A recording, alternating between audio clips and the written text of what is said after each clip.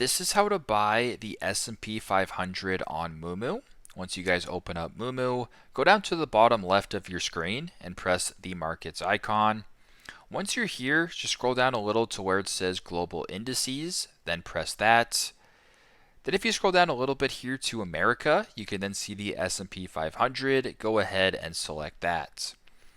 Once the S&P 500 index is selected, you can actually then go to the ETFs option right here, and then you can browse different ETFs within the US and the Canadian, stock exchange here. So if you're in the US, you can go ahead and scroll down, find an S&P 500 ETF that you can purchase. So I'll just keep it simple. I'll go to the top and I will press ticker symbol SPY, and then go to the bottom left and select trade, and then press buy.